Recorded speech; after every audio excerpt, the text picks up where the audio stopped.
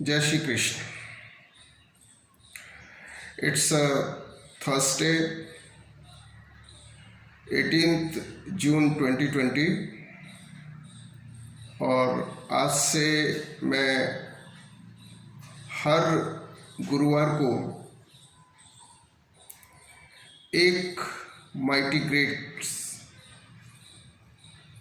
यानी कि महापुरुष के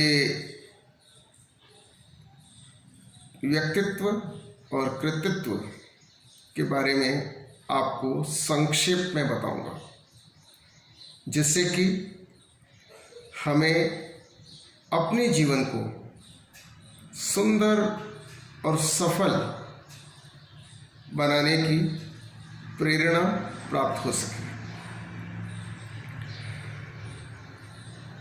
अनादि काल से चले आ रहे इस जगत में यूँ तो अनंत महापुरुष हुए हैं, लेकिन अपनी इस श्रृंखला में मैं 108 महापुरुषों का परिचय आपको दूंगा। मेरे आज के पहले महापुरुष हैं आदि शंकराचार्य। आदि शंकराचार्य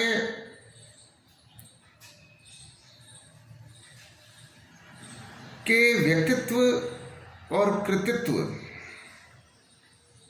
पर मैं प्रकाश डालूं,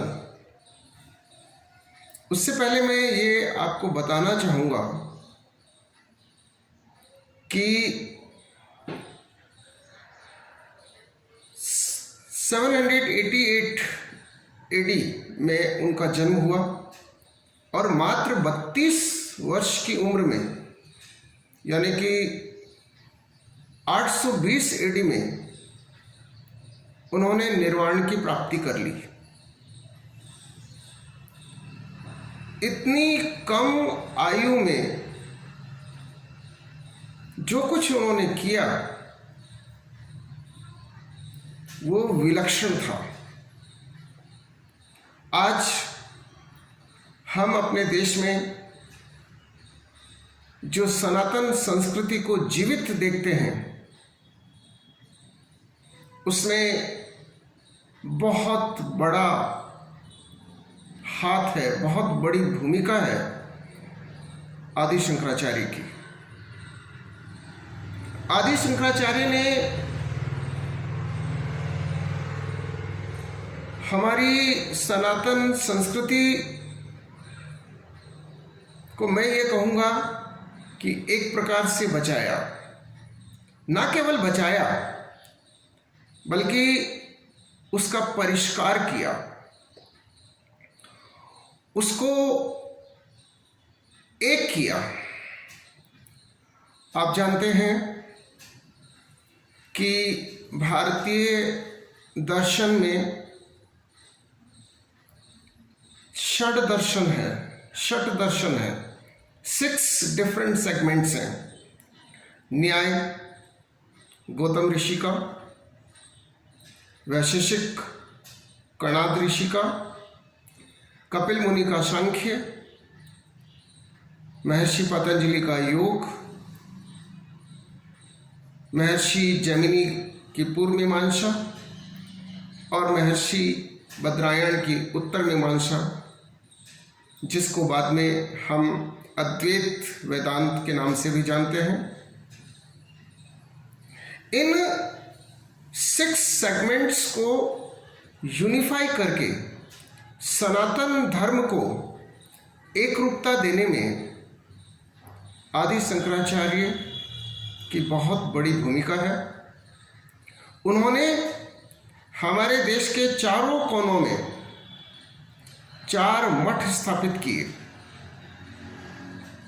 पुरी में गोवर्धन मठ। गोवर्धन मठ का आदर्श वाक्य है प्रज्ञानम ब्रह्म और इसका आधार है ऋग्वेद। पूर्व में गोवर्धन मठ पुरी के अंदर, उसके बाद दक्षिण में श्रृंगेरी मठ या वेदांत मठ, ज्ञान मठ भी जिसको हम कह सकते हैं। और इस मठ का आदर्श वाक्य है अहम ब्रह्मास्मि।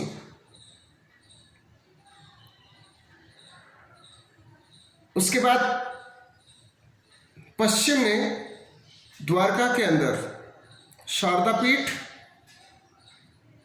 और इसका आदर्श वाक्य है तत्त्वम् असि। और उसके बाद उत्तर में बद्रीनाथ धाम में ज्योतिर्मठ, और इसका आदर्श वाक्य है अयम आत्मा ब्रह्म। 4 मठ, और इन चारों मठों में उन्होंने अपने 4 प्रमुख शिष्यों को प्रथम मठाधिकारी बनाया, या जिन्हें शंकराचार्य कहा जाता है। शंकराचार्य का पद सनातन धर्म में वही स्थान रखता है जो बौद्ध धर्म में दलाई लामा या ईसाई धर्म में पोप का है। 4 मठ,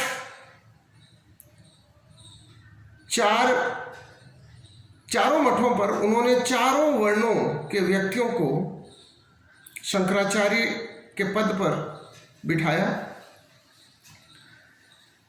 ये जो हमारी सनातन संस्कृति है, जिसमें 4 आश्रम, 4 वर्ण और शंकराचार्य द्वारा स्थापित ये 4 मठ, और उनमें आसीन जो शंकराचार्य है, तो एक तरह से मैं ये कहूँगा कि सनातन संस्कृति को एक रूपता देने और उसमें एकता स्थापित करने और सनातन संस्कृति को सनातन रखने में शंकराचार्य जी का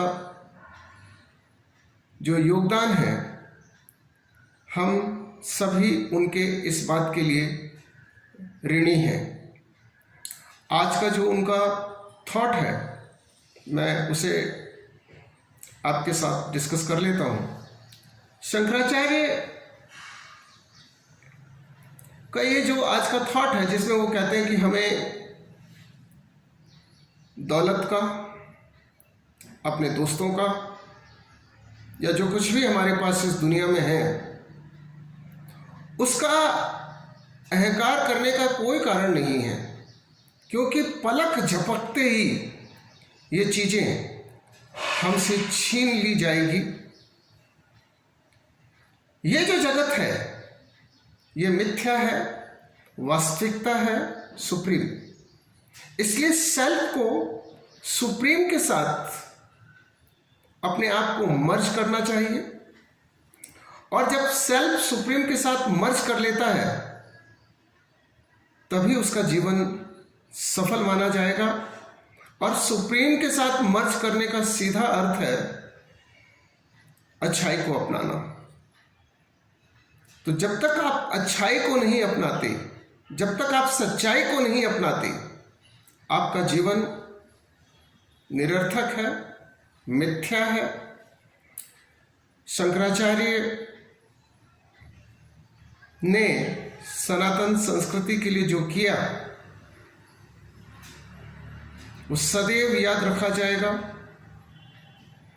और मैं 2 बातें स्पष्ट कर दूं कि जो वर्णाश्रम व्यवस्था के समर्थक है, वो ये बात समझ ले कि आदि शंकराचार्य ने छुआछूत या जाति प्रथा का समर्थन नहीं किया। भगवान शिव ने काशी में स्वयं चांडाल के रूप में उन्हें आत्मज्ञान दिया, जो इस बात को दिखाता है कि हमें अपने सनातन धर्म में छुआछूत या जाति प्रथा को कोई स्थान नहीं देना चाहिए। शंकराचार्य जी ने भारत की तमाम जातियों को एकीकृत करके दशनामी संप्रदाय की स्थापना की। गोवर्धन मठ से वन और अरण्य, श्रृंगेरी मठ से भारती, पुरी और सरस्वती, द्वारका मठ से आश्रम और तीर्थ, और ज्योतिर्मठ से गिरी, पर्वत और सागर। ये जो संप्रदाय उन्होंने स्थापित किए, सनातन संस्कृति में जब कोई व्यक्ति सन्यासी बनता है तो उसके नाम से पहले स्वामी लगाया जाता है, और उसके बाद फिर वो जो दशनामी संप्रदाय में, जिस संप्रदाय में दीक्षित हुआ है, वह नाम उसके पीछे लगाया जाता है। जैसे स्वामी अवधेशानंद गिरी, इसका मतलब ज्योतिर्मठ से दीक्षित सन्यासी। डियर स्टूडेंट्स, हमें अपनी संस्कृति के बारे में न केवल जानकारी होनी चाहिए, बल्कि हमें अपनी संस्कृति पर गर्व होना चाहिए। लेकिन और उसको, जो हमारी संस्कृति का वास्तविक स्वरूप है, हम उसे भी समझें।